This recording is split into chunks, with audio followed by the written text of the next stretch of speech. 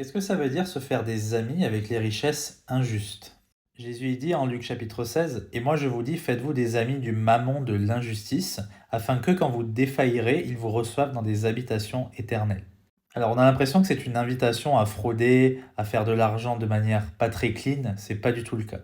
Jésus, c'est pas un mafieux, il est en train de nous enseigner un principe très important par cette parabole. Dans la parabole de l'économe infidèle, ce qui se passe, c'est que, il avait fraudé et il allait perdre son travail. Et ce qu'il a fait était très ingénieux. Il est allé voir les débiteurs de son maître, c'est-à-dire ceux qui leur devaient de l'argent, et il leur a dit, écoute, au lieu de donner cette somme d'argent, on va réduire de moitié. Ce qu'il s'est fait, c'est un carnet d'adresses. Il s'est mis des gens dans sa poche afin que plus tard, quand il serait viré, il puisse bénéficier de leur aide. Ce principe qui a l'air sage a priori est en fait évidemment un mauvais principe. Jésus ne nous encourage pas à refaire la même chose à notre travail. Cependant, il utilise ce principe pour nous enseigner une vérité spirituelle profonde. Sur cette terre, nous allons avoir un travail et nous allons gagner un salaire. C'est ça le mammon de l'injustice. C'est de l'argent qui va un jour périr, qui n'est pas important en soi. C'est pour ça que Dieu nous demande d'investir dans des relations.